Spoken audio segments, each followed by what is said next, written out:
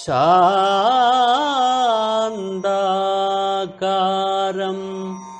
ഭുജഗശയനം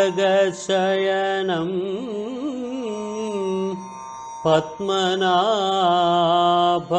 സുരേശം വിശ്വാധാരം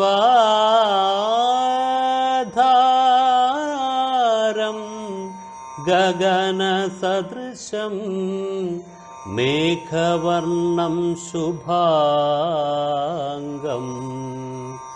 ലക്ഷ്മീകാന്തം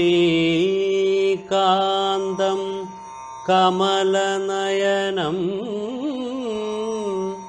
യോഗിഹൃദ്ധ്യാനഗമ്യം വന്ദേ വിഷ്ണും ഭവഭയഹരം സർവലോകൈകനാഥം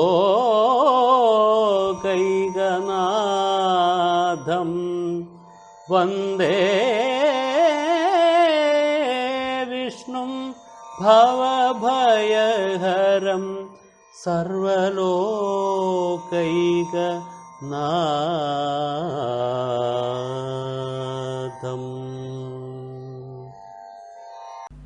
യമനിയമാദികളിൽ കൂടി നമ്മെ ചിട്ടപ്പെടുത്തുമ്പോൾ നമ്മുടെ ജീവിതത്തെ, ഈ യമനിയമാദികളെയും ഈ ജീവിതത്തെയും നമ്മുടെ കർമ്മമണ്ഡലങ്ങളെയും ഒക്കെ ആർക്ക് അഭിമുഖമായി, ആരിൽ അർപ്പിച്ചുകൊണ്ട്, ആരെ ചിന്തിച്ചുകൊണ്ട് നിർവഹിക്കണം? ഭഗവാനിൽ അർപ്പിതമായി ചിന്തിക്കണം. ഇതൊക്കെ എത്ര മനോഹരങ്ങളായ കഥകളായിട്ട് വ്യാസ ഭഗവാനും അതേപോലുള്ള ആചാര്യന്മാരും പറഞ്ഞു തന്നിട്ടുണ്ടെന്നറിയോ? മഹാഭാരത യുദ്ധം തുടങ്ങുന്നതിന് മുമ്പ് പാണ്ഡവന്മാരും കൗരവന്മാരും സുഹൃത്തുക്കളെയും ബന്ധുക്കളെയൊക്കെ തങ്ങളെ സഹായിക്കാൻ വരണമെന്ന് പറഞ്ഞിട്ട് ക്ഷണിച്ചു. ആ കൂട്ടത്തിൽ അവർക്ക് വേണ്ടുന്ന ഏറ്റവും വലിയ സുഹൃത്ത് കൃഷ്ണനായിരുന്നു. പാണ്ഡവന്മാർക്കും അത് തന്നെ, കൗരവന്മാർക്കും അത് തന്നെ. അന്നത്തെ ഏറ്റവും വലിയ സൈനിക ശക്തിയാണ് അദ്ദേഹത്തിൻ്റെത്, യാദവ സൈന്യം. അർജുനൻ അങ്ങോട്ട് പോയി. യുധിഷ്ഠിരൻ അർജുനനോട് പറഞ്ഞു, പെട്ടെന്ന് ദ്വാരകയിൽ ചെന്ന് കൃഷ്ണനെ ക്ഷണിക്ക്. യുധിഷ്ഠിരൻ ക്ഷണിക്കുമെന്നുള്ളത് കൊണ്ട് ദുര്യോധനൻ നേരിട്ട് പുറപ്പെട്ടു, വളരെ വേഗത്തിൽ മുന്നാലെ എത്താൻ.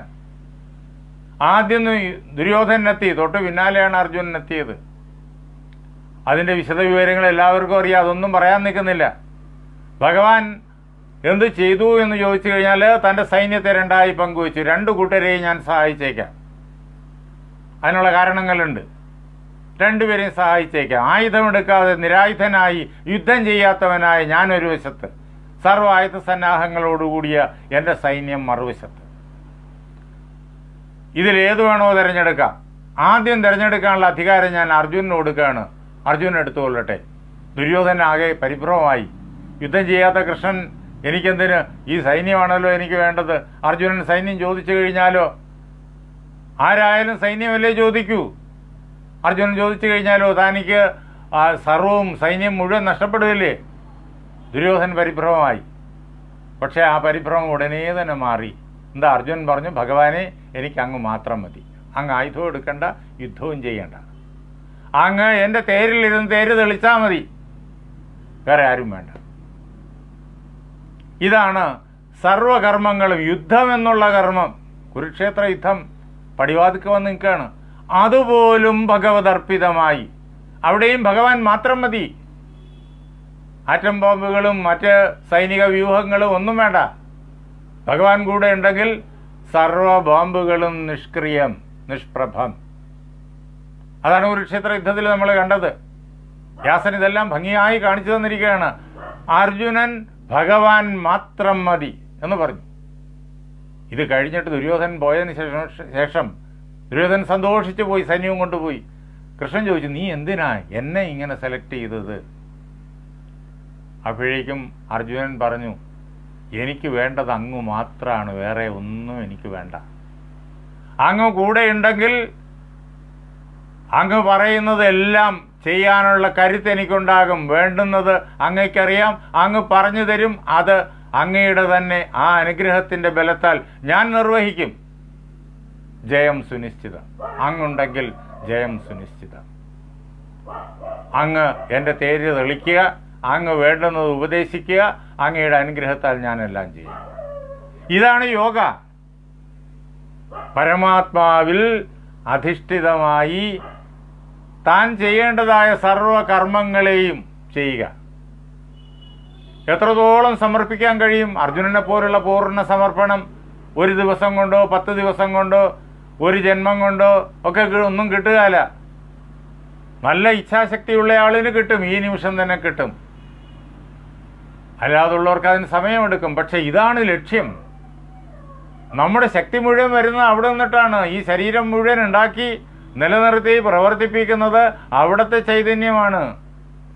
അതിനാൽ അതിനെ മുൻനിർത്തിക്കൊണ്ട് വേണം എല്ലാം ചെയ്യാൻ. അതാണ് ഇവിടെ ബ്രഹ്മചര്യം എന്ന് പറഞ്ഞത്.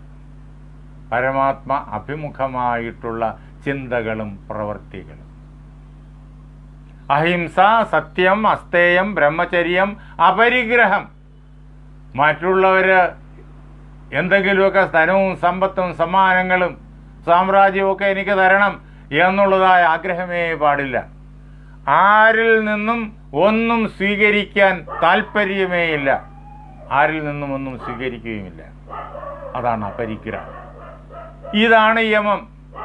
ഇത് ക്രമേണ മനസ്സിനെ ശീലിപ്പിക്കണം. അതിലൂടെ സ്ഥൂല ശരീരം ശുദ്ധമായി തീരും. അതേപോലെ സൂക്ഷ്മ ശരീരം, മനസ്സ്, ബുദ്ധി, അഹങ്കാരം തുടങ്ങിയവയെല്ലാം അടങ്ങിയ 5 ജ്ഞാനേന്ദ്രിയങ്ങളും 5 കർമ്മേന്ദ്രിയങ്ങളും ഒക്കെ അടങ്ങിയ സൂക്ഷ്മ ശരീരവും ശുദ്ധമായി തീരും. ഇത് എത്രത്തോളം നമുക്ക് ചെയ്യാൻ കഴിയോ അത്രത്തോളം ശുദ്ധി കൈവരും. അത്രത്തോളം യോഗാസനം ഫലവത്താകും. വെറുതെ ആ യോഗാസനത്തിൽ പറഞ്ഞ പ്രകാരത്തിൽ കൈയും കാലും ഒക്കെ വളച്ച് തിരിച്ചൊക്കെ വച്ച് ഇരുന്നത് കൊണ്ട് മാത്രം കാര്യമായില്ല. ആ യോഗാസനം കൊണ്ട് ലഭിക്കേണ്ടതായ പൂർണ്ണ പ്രയോജനം ലഭിക്കണമെങ്കിൽ യമനിയമാദികൾ നമ്മൾ പരമാവധി നേടണം. എത്ര കൂടുതൽ, എത്ര ശതമാനം നേടുമോ അതനുസരിച്ച് യോഗാസനം കൊണ്ട് പ്രയോജനമുണ്ടാകും. യമനിയമാദികൾ നേടുന്നതിനനുസരിച്ചിട്ടാണ് ഈ പ്രാണന്റെ ചലനം ഓരോ കോശത്തിലൂടെയും കൃത്യമായ രീതിയിൽ സംഭവിക്കുക. യമനിയമാദികൾക്ക് കുറവുണ്ടെങ്കിൽ അതനുസരിച്ച് ആ പ്രാണചലനത്തിലും അതിൻ്റെ ക്രമത്തിലും ഒക്കെ കുറവുണ്ടാകും. അങ്ങനെ വരുമ്പോഴേക്കും യോഗാസനം കൊണ്ട് നമുക്ക് കിട്ടേണ്ടതായ പ്രയോജനം പൂർണ്ണമായും കിട്ടില്ല. യമനിയമാദികൾ പൂർണ്ണമായും വശമല്ലാത്തതുകൊണ്ട്. അപ്പോൾ യമനിയമാദികളെ അതാണ് പ്രധാനം. അതിനെ പരമാവധി വശപ്പെടുത്തണം. യമമെന്ന് പറയുന്നത് നാം കണ്ടു, വളരെ വേഗത്തിൽ കണ്ടു. ഇത് ചുരുക്കത്തിൽ ചില കാര്യങ്ങൾ പറഞ്ഞു എന്ന് മാത്രമേ ഉള്ളൂ. അഹിംസ, സത്യം, അസ്തേയം, ബ്രഹ്മചര്യം, അപരിഗ്രഹം. ഇതാണ് യമങ്ങൾ. ഇനിയോ നിയമങ്ങളോ? ശൗചം. ശൗചം, സന്തോഷം, തപസ്, സ്വാധ്യായം, ഈശ്വരപ്രണിധാനം. അവിടെ അദ്ദേഹം എടുത്തു പറയുന്നുണ്ട് ഈശ്വരപ്രണിധാനം. ശൗചം ശുദ്ധി, സ്ഥൂല ശരീരത്തിൻ്റെ ശുദ്ധി, സൂക്ഷ്മ ശരീരത്തിൻ്റെ ശുദ്ധി.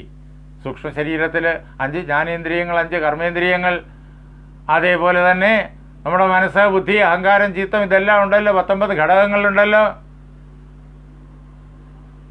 അവയുടെ ശുദ്ധി, അതാണ് ശൗചം എന്ന് പറയുന്നത്.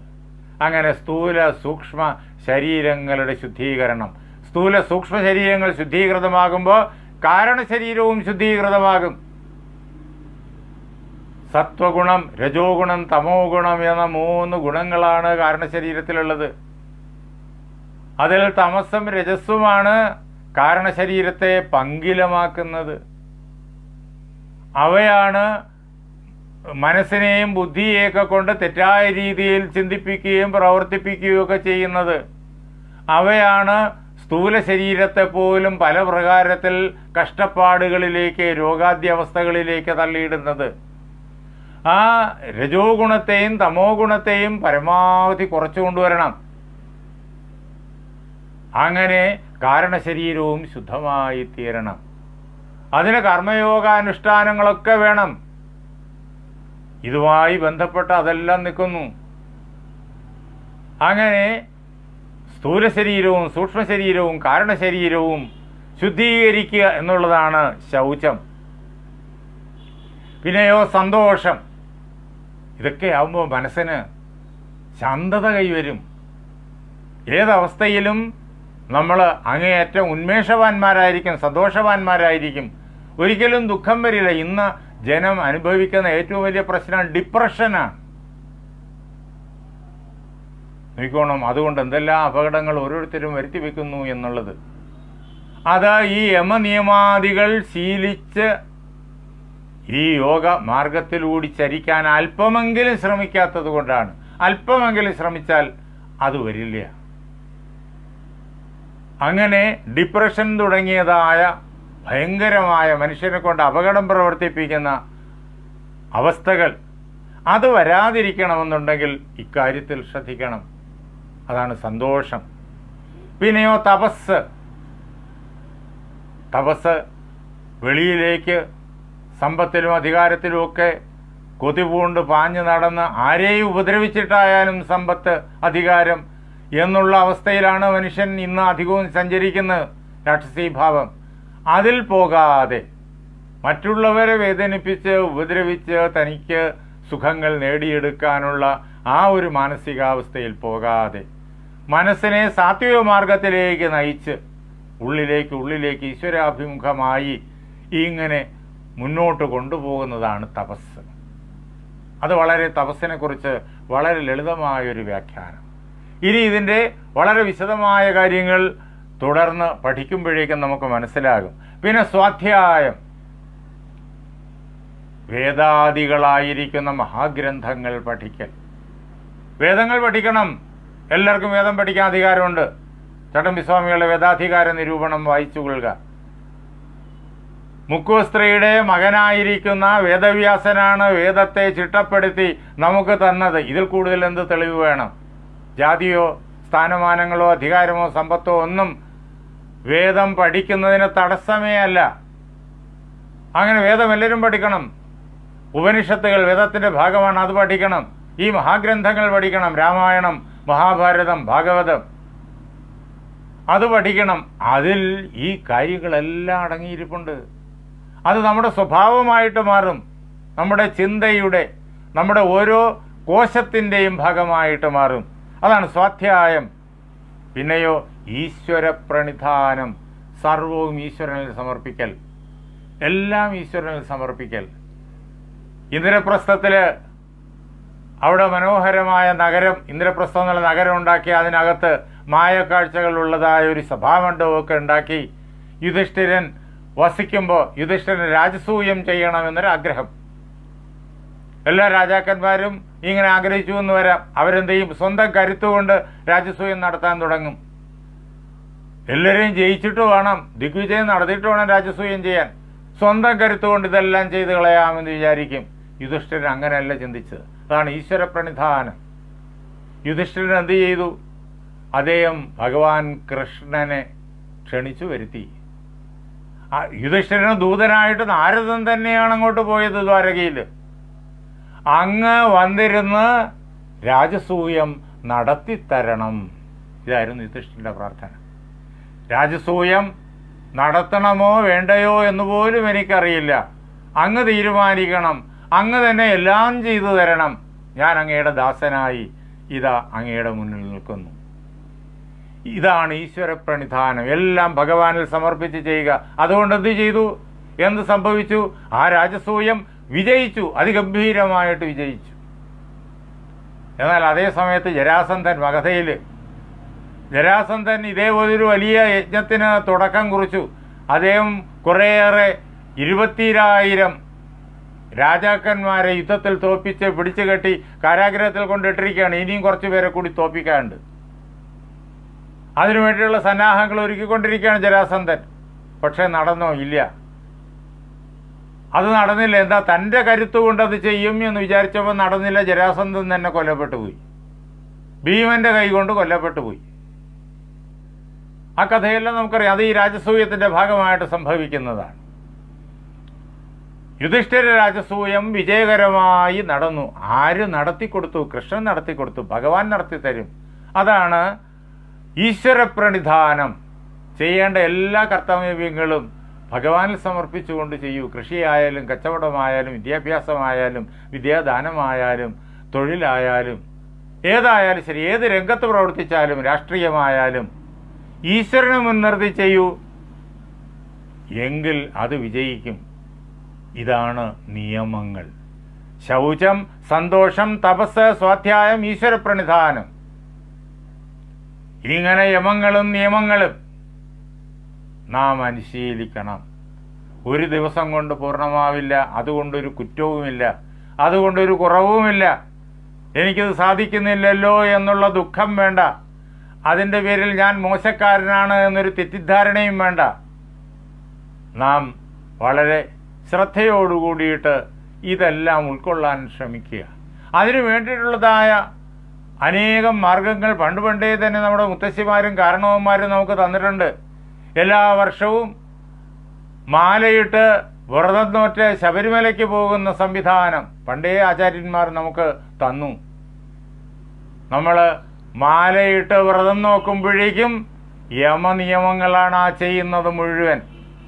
യമമേത് നിയമമേത് എന്ന് അന്വേഷിച്ച് നടക്കേണ്ട, മനസ്സിലാക്കാൻ ശബരിമല വ്രതത്തിൻ്റെ മുഴുവൻ കാര്യങ്ങളും നമ്മൾ ചെയ്യുന്ന ആ വ്രത സമ്പ്രദായങ്ങൾ അത് മാത്രം നോക്കിക്കൊള്ളുക. യമ നിയമങ്ങളാണ്. ഈശ്വരനെ മുൻനിർത്തി, ഈശ്വരനിൽ സമർപ്പിച്ച്, അയ്യപ്പനിൽ സമർപ്പിച്ച്, അങ്ങനെയാണ് അതെല്ലാം ചെയ്യുന്നത്.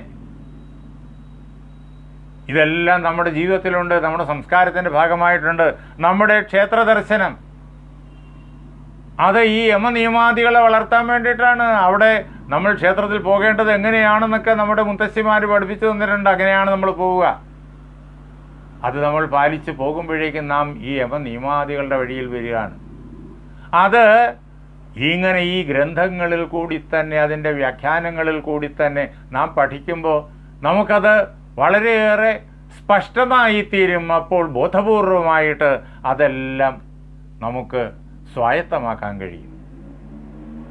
അങ്ങനെ ഈശ്വരപ്രണിധാനത്തോടുകൂടി യമനിയമങ്ങൾ പൂർണ്ണമായും നാം നേടുമ്പോൾ നാം പഠിക്കുന്നതായ യോഗാസനങ്ങൾ ഹഠയോഗത്തിൻ്റെ ഭാഗമായും രാജയോഗത്തിൻ്റെ ഭാഗമായും നാം പഠിക്കുന്നതായ യോഗാസനങ്ങൾ, വിവിധങ്ങളായ യോഗാസനങ്ങളുണ്ട്. അത് യമനിയമാദികൾ നാം നേടിയതിൻ്റെ തോതനുസരിച്ച് സഫലമായിത്തീരും.